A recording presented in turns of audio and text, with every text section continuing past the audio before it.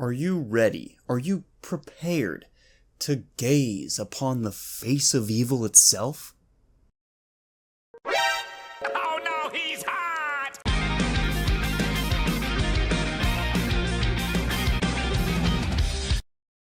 What's up? It's Truth Hero, and welcome back to another My Hero Academia chapter review. So Boku no Hero Academia chapter 363 of the manga.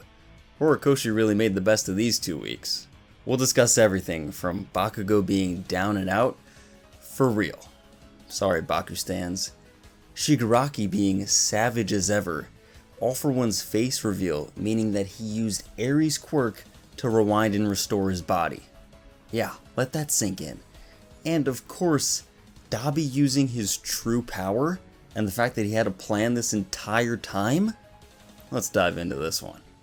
Our chapter opens with, oddly enough, Monoma thinking back to the class battle arc and how Bakugo wanted a flawless 4-0 victory over Class 1B. He can't believe what he is seeing right now. How could Bakugo lose? And if someone that was so dominating in the class battles ended up like this, then what chance do we have?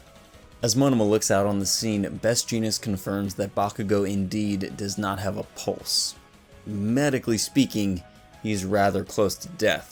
I'd still like some type of definite confirmation, maybe a funeral arc if that's not too much, but I'd really like to know whether or not Bakugo is truly gone, or if something's going to happen in the future. For all you holdouts and Bakugo stans, yes, people have survived and come back from not having a pulse, although they usually don't have their hearts explode on them.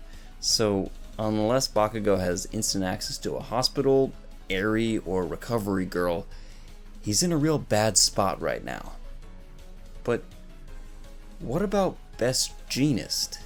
A theory that's been going around online and in my comments section, appreciate y'all, states that since Best Jeanist can manipulate any fiber, such as clothing, steel cables, etc., he may be able to manipulate Bakugo's heart and heal it since it is made of muscle fiber. This is quite interesting to me because it's not one of those theories that needs a lot of components. This should be possible in the My Hero Academia universe with Best Jeanist's quirk. But I kind of feel like this is a cheap way to just revive Bakugo and have no consequences.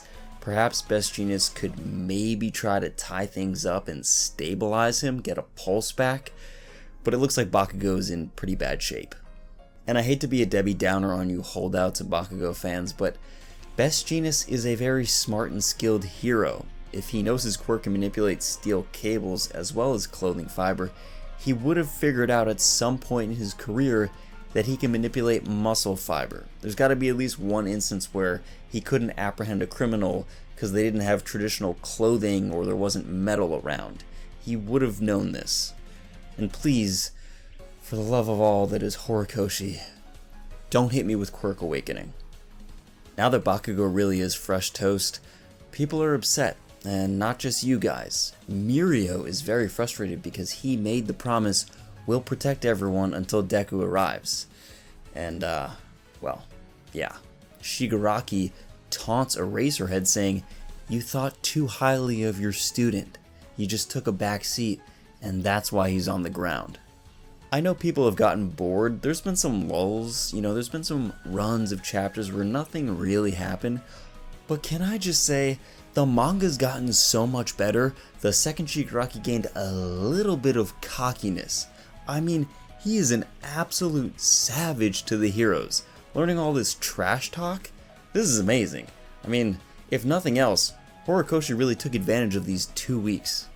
Tomura taunts them further and says, who wants to be Midoriya's new present, as his hands are grabbing Miriko, and give her credit, she's fighting till the very end. She's biting those hands like we knew she probably would.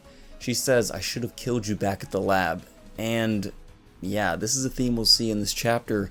Deku was right. The heroes shouldn't have not prepared, but in doing so, they shouldn't have given the villains so much time to prepare. Deku was right. They should have just charged. We then flash over to Kamino, and because the heroes can't get a single W to save their life, because they can't catch one break, why not? Look who's on his feet. Not only okay from his battle with Shoto, but rejuvenated and strengthening his fire It's of course the man who apparently had a plan, Dabi. Dabi ignites his chest in the X pattern Endeavor has and burns away two of the hero's sidekicks, showing us he's been refining his quirk since day one, and he was never just about pure firepower. Nani? Excuse me? Shoto thought, well, we all thought that, oh, he'll just burn himself out one day. He's got nothing but pure heat and temperature. Nope. Apparently, he copied Shoto's technique at the very last second, and although he doesn't have ice like Shoto to regulate that temperature, he's now controlling that immense firepower.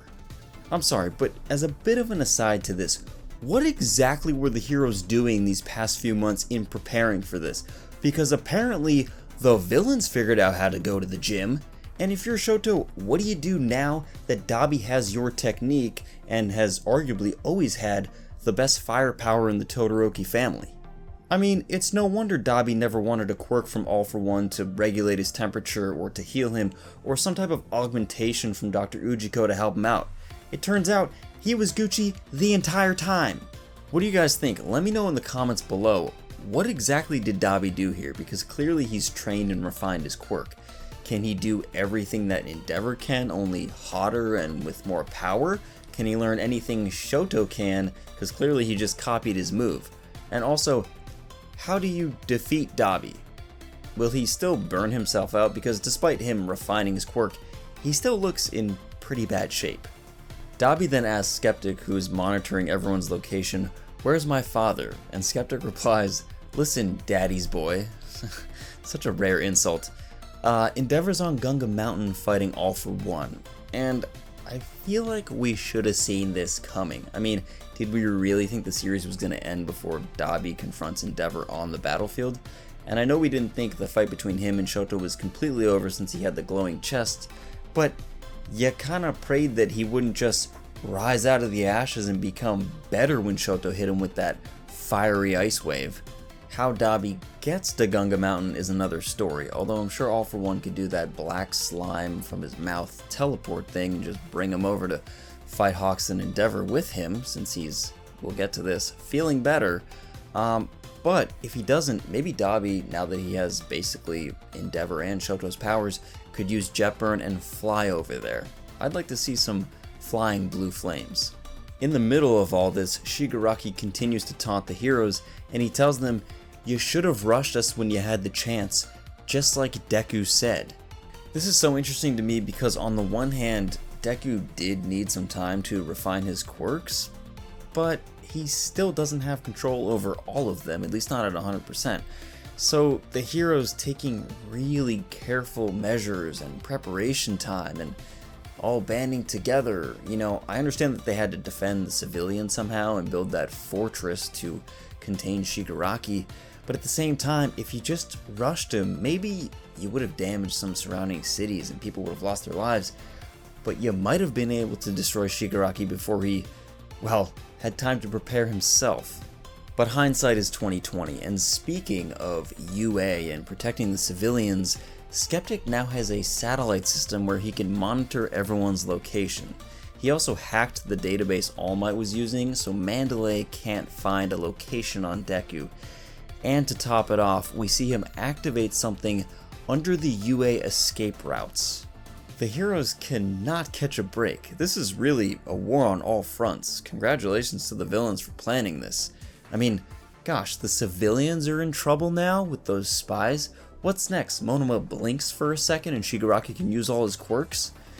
Now, there actually is a silver lining to this satellite system, and it comes from the, well, compared to this chapter and more recent events, the relatively boring arc of Deku fighting a YouTuber. Let's be honest, Gentle Criminal and Brava were never really a threat to society, and the police talked to them about getting their help later on. If there is one person who could hack Skeptic's system, it is the pint-sized brain, La Brava. And fun fact, Skeptic's system was already hacked once before. Perhaps La Brava did it in the past just to practice. So, is there a chance that Gentle Criminal and La Brava finally get their chance to be heroes here? And to top it all off, if Skeptic's system was truly hacked by Brava, he'd likely need assistance on the ground to help his plan in whatever he's releasing under UA, and this would involve us seeing those 2 spies all for one sent in, which I think it's great to see them active now. But these 2 spies could come into contact with Gentle Criminal, being a hero, or some familiar little faces. We get this scene where the teacher was trying to calm her class down, and it's the same class that Bakugo, Shoto, Kami, and Inasa had to tame to get their licenses. So here's my theory. These little troublemakers are going to find out that something is amiss, and they're going to use their quirks to be little heroes. I mean, if Bakugo and Shoto had trouble controlling these kids and their firepower, which by the way, according to the Doomsday Theory, is more and stronger because they're of a younger generation, then what are 2 measly spies? Let's go, kids. Lastly, it's the part you've all been waiting for. We see All for One taunting the heroes, saying in the past, the heroes got a jump on us and surprised us, but now it's us villains who are prepared, and you heroes need to defend yourselves. We then see strange energy on All for One's body, and the burns and ash heal and flake off to reveal All for One's unblemished face. This man is beautiful. Daddy is no longer a potato, and while we can certainly sit here and marvel at this dashing specimen, and I will because look at him, he's gorgeous. I mean, no wonder so many people gave him their quirk. He's an absolute Chad. Alright, reel it in, Truth Hero. The real thing here is, though, my man All for One just used Ares' quirk. Let's talk about it. Chapter 357 showed a panel of Aerie with the quirk erasing bullets, and All for One saying, "This body has served its purpose. It was going to end up in the trash anyway. Why not try this out?" Well, he tried it out. From the quirk erasing bullets, Dr. Ujiko must have reverse engineered them and given All for One Ares' quirk, hence the weird energy around his body. This means that when Deku eventually does show up, he'll be fighting a fully rewound and rejuvenated All for One. Which is of course a big deal because you don't want the worst villain in human history to have a 100-year redo. But it also poses a few questions for Shigaraki. It's of course a problem that All for One can now rewind Shigaraki in case he actually sustains serious damage, which yes, up until this point, he only has a few scratches and bruises and the heroes can't land a hit, but assuming Deku gets there and he does, well, Shigaraki just has unlimited redos. I mean, come on, what's the silver lining in all of this? All for One's secretly a Bakugo stan from the time the villains kidnapped him and he's gonna go over to him, rewind him, and restore his health? Man, I'm really giving you guys hope. It must be torture for you Bakugo fans. Everyone's getting healing powers, and not your boy. Okay, that was a bit mean. Now let's be mean to the villains, specifically Shigaraki. If I'm All for One, I wish, and I just received this newly restored, rejuvenated, perfect body, remind me again, why do I care about Shigaraki? If the whole point in taking an apprentice was because I realized my life was running out and my time was coming to an end, and I needed a machine and a lot of effort by Dr. Ujiko just to keep me breathing. I mean, I had a potato for a face.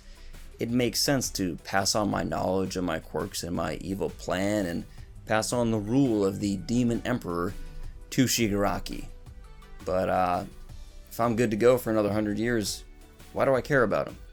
Now perhaps Horikoshi wants to bring back All for One to have Deku sort of finish what All Might started, but I don't know why you would have to heal him for that. That just makes Deku's life even more miserable. Maybe it's like one of those video games that all the bosses you've previously fought come back before the final boss, this case Shigaraki, and Shigaraki does love those video game metaphors.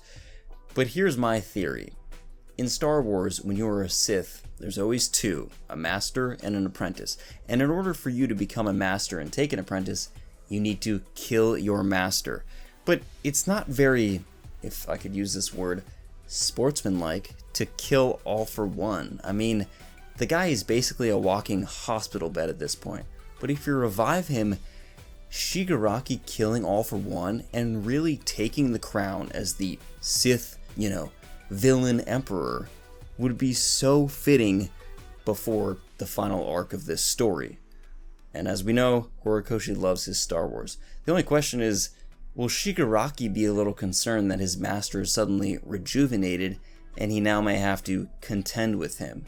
And will this open the possibility that the heroes could use this to their advantage? What do you guys think? Is All For One's revival really a good idea? What do you think of him having Ares powers? And of course, what do you think of Dabi? Let me know your theories down below in the comments. And if you like My Hero Academia content and these chapter reviews, consider enrolling at UA today by subscribing. And until next time, Plus Ultra.